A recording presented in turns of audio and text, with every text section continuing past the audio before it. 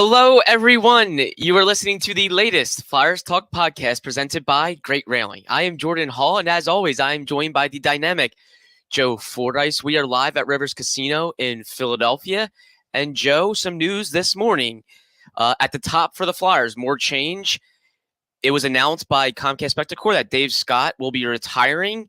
He is the chairman of Spectacor, which of course owns the Flyers, and he is governor of the Flyers. Dan Hilferty, who was brought on last month as CEO of Spectacor, will take over Dave Scott's responsibilities. So some change in ownership. Joe, when you saw the news, what were your initial impressions? My initial impressions were when they announced that Dan Hilferty was coming on board, was a couple months ago now. It seemed like things were trending in this direction.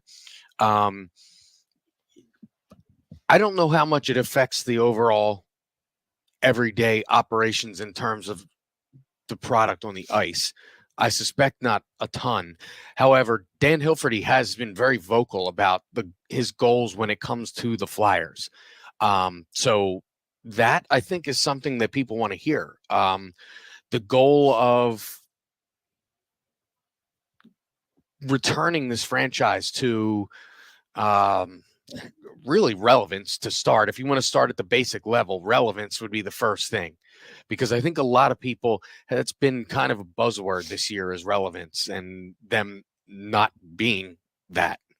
So I think that's a good start. That's what people want to hear. They want to hear something, a guy that's dedicated to getting this team back to really the consistent playoff team that's going to be in the mix every year, like they were in the 90s, like they were for much of the 2000s. And then after 2010, I mean, things have really, outside of a few years and very few playoff series wins, things have come off the rails a little bit. And I think people are looking to get back to that. And we've heard John Tortorella say, do it the right way. Maybe this is the right way, or part of the right way. I really think it's going to come down to personnel with this team. It's going to come down to the hockey people doing hockey things, and I think that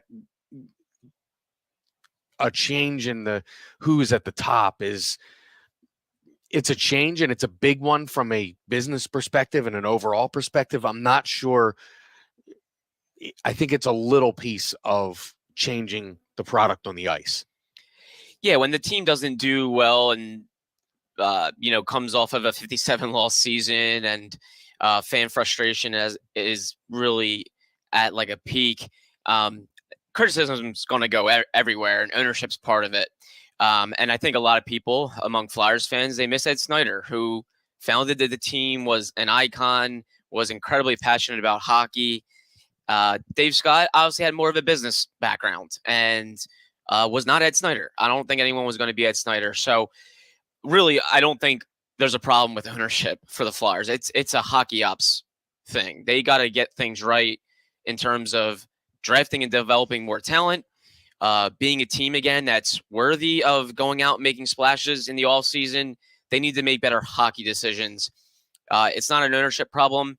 While this is kind of a new change, a new page for the Flyers, Dan Hilferty taking over, perhaps there could be some new vision and some new leadership style. But this is very much a business decision, and what it comes down to is making better hockey decisions for the Flyers. It doesn't matter who the owner was. If you were to take an ideal owner, a hypothetical perfect owner of an NHL franchise, and you say to them, you're going to have a number 2 pick who pans out to nothing, essentially. You're going to overpay guys that just really don't live up to the contracts that they have. And you just put that in front of them. I mean, no owner is getting their way out of that. They're just not. It's very hard to recover from a top 2 pick not panning out. And it's really hard to navigate around big contracts that don't live up. The player doesn't live up to the contract that's in front of him, because the worst combination of things to be is up against the cap and not a good team. And that's quite frankly, putting it kindly, to what the Flyers have been the past few years. Up against it, salary cap wise, and not a good team. Yeah. Now they were around the bubble playoffs. They seemed like they had found some things, and it just, it didn't pan out. And I mean, I'm not going to, a lot of people have referred to those COVID seasons as like kind of fake seasons and make believe, and the divisions got changed and all this kind of stuff. I'm not going to go that far, but what I am going to say is this team that they're facing tomorrow night was in the Stanley Cup Finals that year, and really they've been a disaster since. So I don't think that bubble playoff was indicative of where those teams were in terms of their stature in the league, because outside of Tampa, you don't really see those teams that were in the mix that year. They're not, like, it hasn't panned out for all those teams. I mean, you had the Arizona Coyotes in the mix, and you had, I mean, it's there's some merit to the whole idea that was a mirage type of season. So I don't know necessarily that the Flyers fit into that, because they had Carter Hart playing well, Giroux, Voracek, guys were playing well. So I'm not going to say that was make-believe or anything like that. But what I am going to say is those guys got another year older. You had Matt Niskanen retire. You had and I should mention, when I mentioned the ownership, the Ryan Ellis thing. I mean, I don't know that he was damaged goods when they got him, but I know it's played out like he was damaged goods. And it's another thing that's very hard to overcome. You just can't overcome paying out a big contract, making a trade, and having it literally pan out to 4 games on the ice. And this is what's going on with the Flyers over the last few years. And it's almost like when a team is in a rut, this kind of stuff finds that team. And I think it's found the Flyers. So as you said, it comes down to hockey operations. It comes down to player personnel, and it comes down to hockey people scouting and developing and those sorts of things. And in terms of those things, I'm not sure the guy on top, in this case, Dan Hilferty, has a whole lot to do with that. He's the guy at the top, but he's not tasked with finding the next great players, finding the next foundation of this team. That is left up to John Tortorella and presumably Danny Briere and the next president of hockey ops. So that's really where this thing is going to be, it's make or break for this thing in those departments of this team. The number one thing you want to see from ownership is probably investing. That's their job, is to invest resources to make the team better by putting people in charge that are going to do it. And while people maybe, while Dave Scott probably caught a lot of flack for not being Ed Snyder and maybe not, storming down to the bowels of the arena to try to find the officials after a game, or getting into it with Gary Bettman, some stories that made Ed Snyder who he is and a special person. They invested. Comcast has Spectacor, they invest. I mean, if you look at it, they renovated the entire arena to make the fan experience better. And they have invested on hockey ops. They added positions to the analytics department. They added positions to the medical team. They have invested. They have put money in to make the team better. It comes down to people on the hockey ops sides making better decisions, adding more talent, being strategic in the way they add talent, the way they develop talent, and knowing when to make aggressive decisions, knowing when to value the long game. That's what it comes down to. So I really don't think it's an ownership problem. I thought today was interesting news. It was notable. Dave Scott moving on. He's going to retire, and Dan Hilferty taking over. While I find it notable, it really comes down to ownership putting the right resources in, the right people in charge, and those people making the right decisions to make the Flyers better. Yeah, I mean, that's what it's all about here. Because let's be honest, if Danny Briere, the new president of hockey ops, or whatever, however that plays out and what that becomes, and John Tortorella, if that group of people makes the right decisions, um, no one's going to be talking about Dan Hilferty. They're just not. I mean, if he puts himself out there and he's at games and he's cheering, they'll talk about him in that way. But nobody's going to be talking about. No one's going to be breaking down the job he's doing if the guys underneath him that are working in player personnel for this team are doing, like, if they're getting their parts of the job right, nobody's going to be talking about Dan Hilferty in terms of hockey ops. And I think that is what everybody here is looking for. Everyone here is looking for that to be the case. And as I said, to get this team back to relevance, prominence, contending, being a playoff team, and being really one of the pillars in this NHL. I mean, when you hear the Canadian guys that cover this league and the insiders talk about the Flyers, they talk about them as NHL royalty. You can tell how they talk and how this franchise is viewed from, I don't want to say afar because it's not afar, but the people who value the sport the most know that the Flyers are a very valuable piece. It's not I'm not trying to put down any teams, but it's not the Arizona Coyotes. It's not the San Jose Sharks. This is they've been a pillar in this league for a long time now. And that's thanks to Ed Snyder. And the Flyers have to get back to really honoring and sort of paying forward the legacy that Snyder left with this team. Flyers Talk is brought to you by Great Railing. Stop into Great Railing for the highest quality and lowest prices on all your railing, decking, and fencing needs. Joe, another big thing in Flyers land is they're winning again. And scoring a lot of goals. Things that we had not seen for months, wins and goals. And they're probably not doing it at the best time. That's fair to say. It was too little, too late.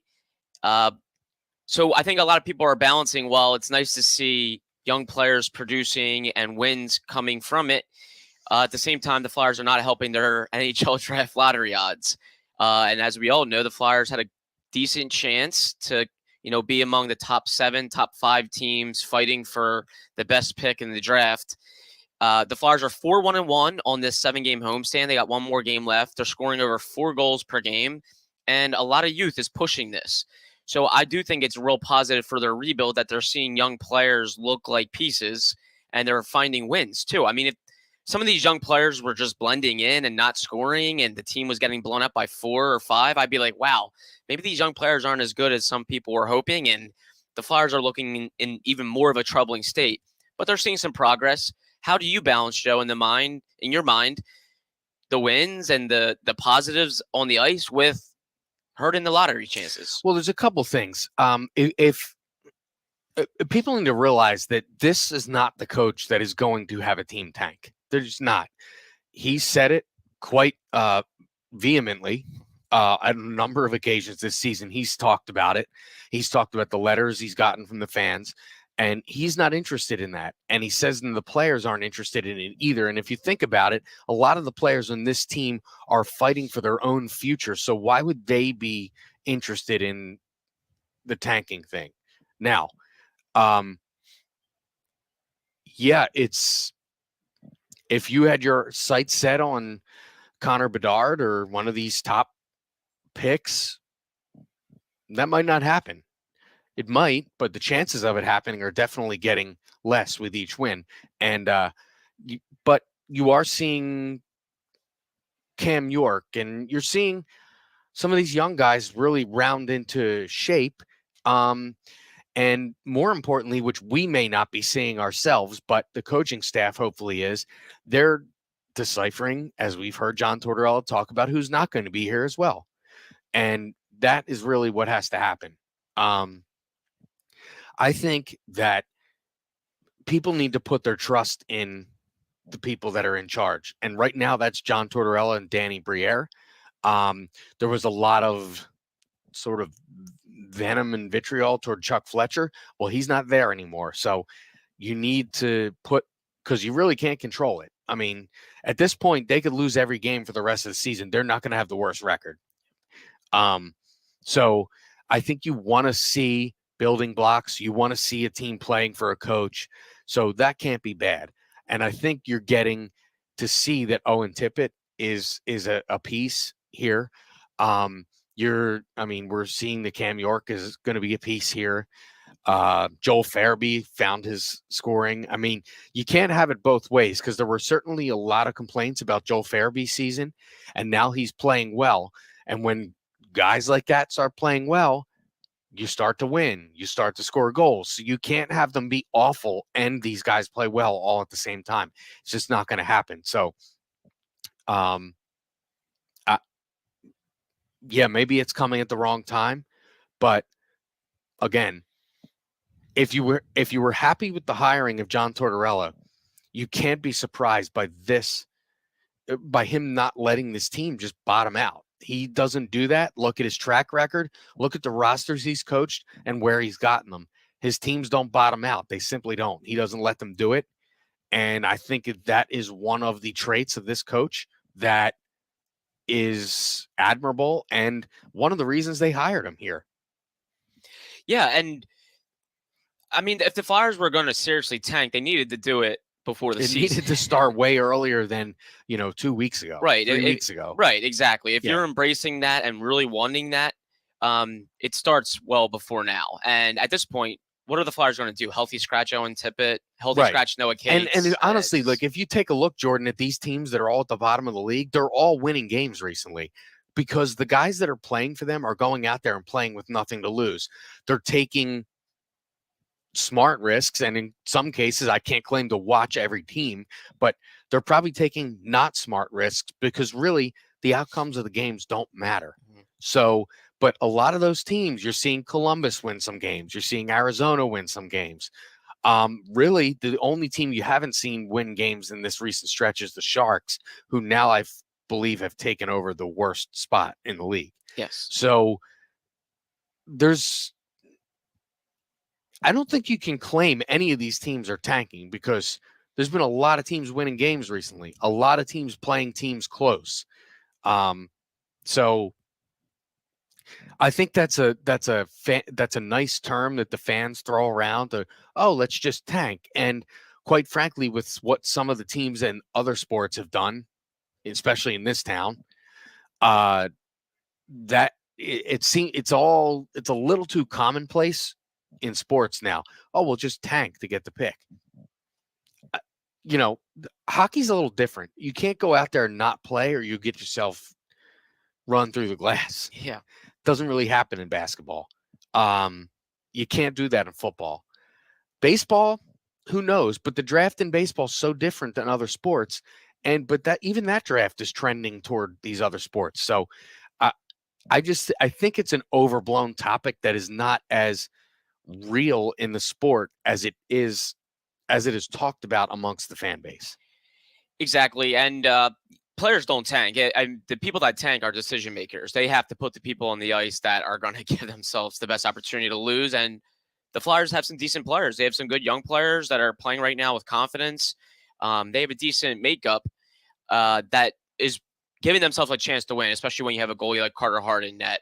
And for me, the Flyers they had a decent chance of sliding into the bottom 5. I don't think they were going to slide into the bottom 4. So I just really don't think they were ever getting Connor Bedard. I just don't.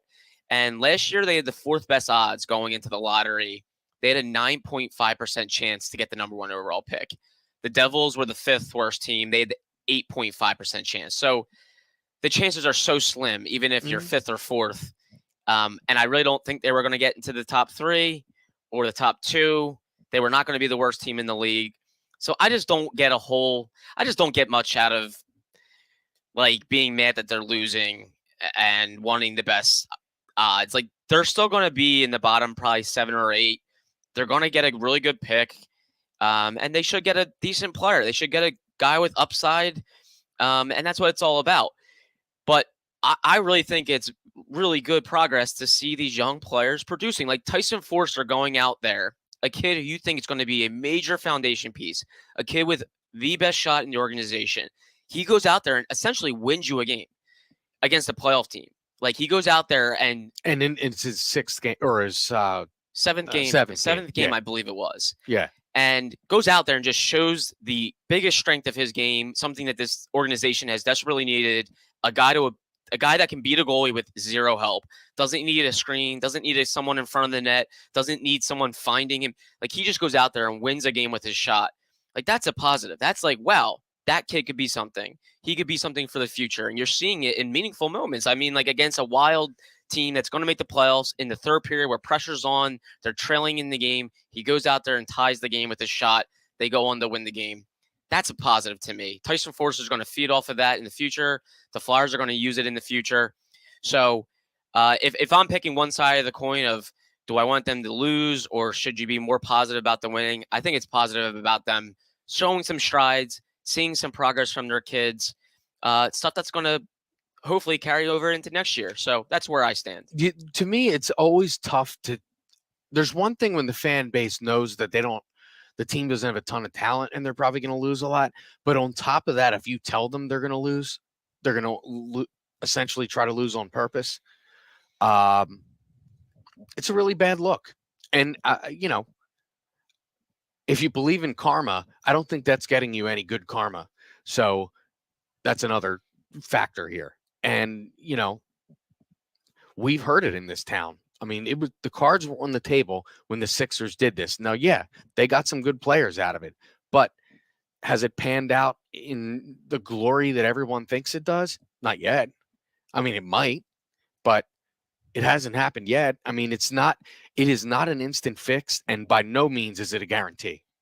And I think that is where the way it's talked about is let's flip the tanking switch, and then in a couple years, it's a guaranteed title. And it's not. It really isn't.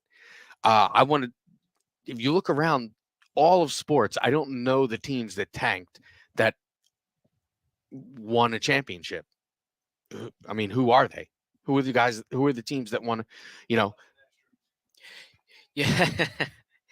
Well, honestly, not a lot of teams tank because tanking is not only one, it has to be done before the season, but tanking is also not only moving out some veteran players with bigger contracts, but it's trading young pieces. It's trading young pieces to gain even more assets in terms of picks and being really, really bad. You just don't see a lot of teams trade a lot of their young prospects to totally restart. And the Flyers had some young prospects that they liked. They wanted to build around them. They wanted to start playing them this season because they felt they bottomed out last year, and they very much did. They had 57 losses. They were very bad. And they felt this season was the year to kind of start building. They might not have been a playoff team this year, but they felt they could start building. I'm not going to argue with that approach. I felt they bottomed out last year. I felt they needed to play kids this year, and they actually made things interesting. Maybe that hurt their lottery odds, but I thought this was a good year to accept reality, start building around their kids. And I felt they've played a lot of their young players, and they've learned about some of them. Like Owen Tippett was a big one. Was he going to be a complimentary guy, or was he going to be like a top 6 player? He's looking like a top 6 player and a guy that you could potentially put some pieces around and see if he's a part of the solution. Catch all the sports action and more at Rivers Casino Philadelphia. Whether it's the money line or the pass line, there's something for everyone, including a great sports book. Rivers Casino Philadelphia.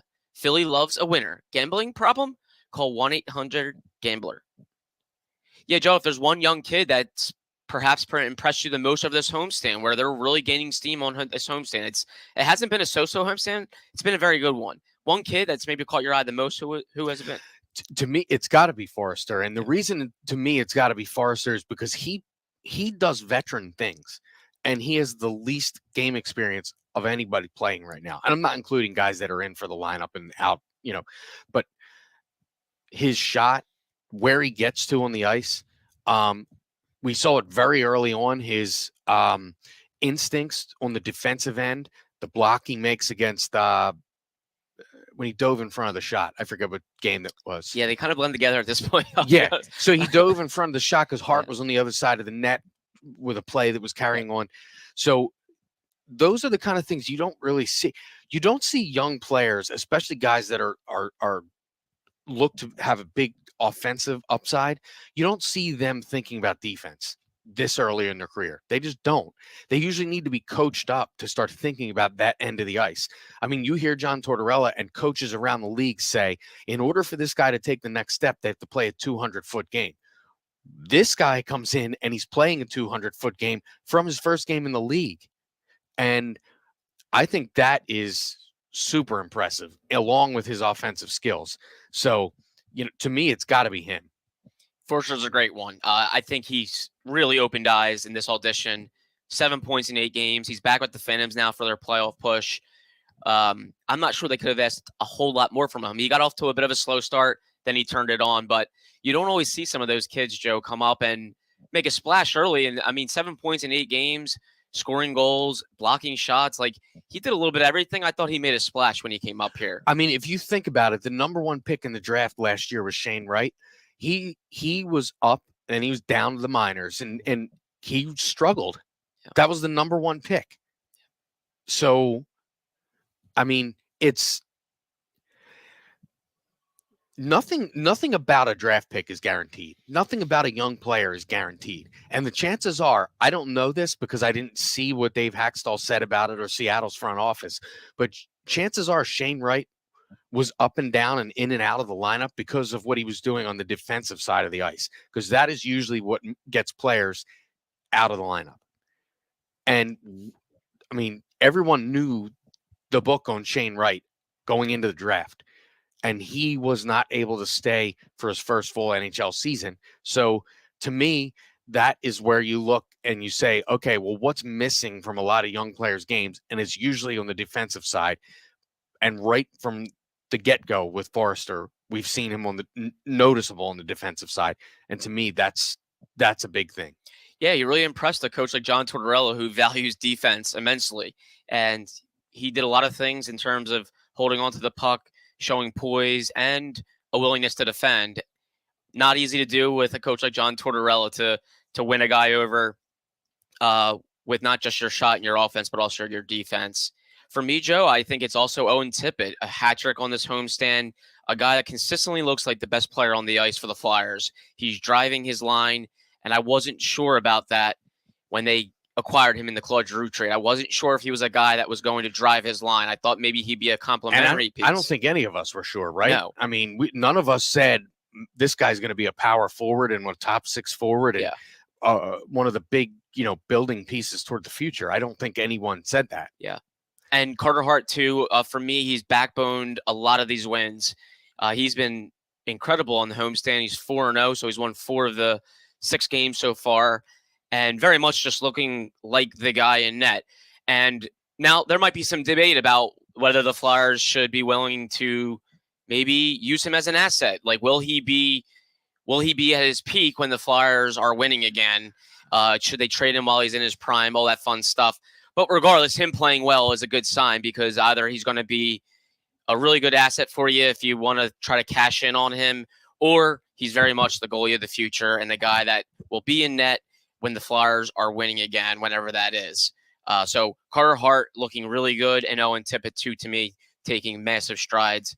2 young players, 24 years old each, looking like major pieces. Yeah, I think you've almost seen Carter Hart. It's almost like he heard some of the chatter about, maybe we should trade him.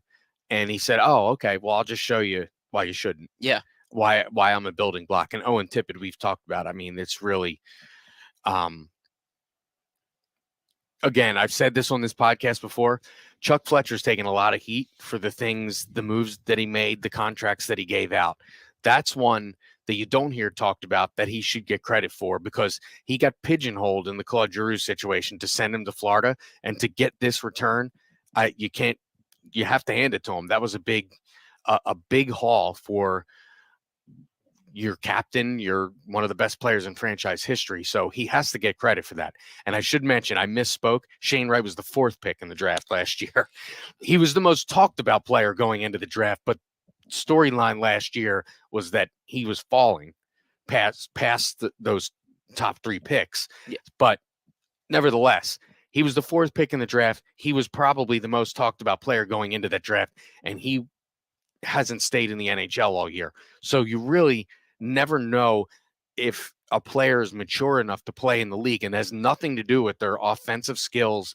And it almost always has to do with their responsibility at the other end of the ice and not being a liability out there. And quite frankly, in these lesser leagues, players don't always learn that part of the game like they do at the NHL level.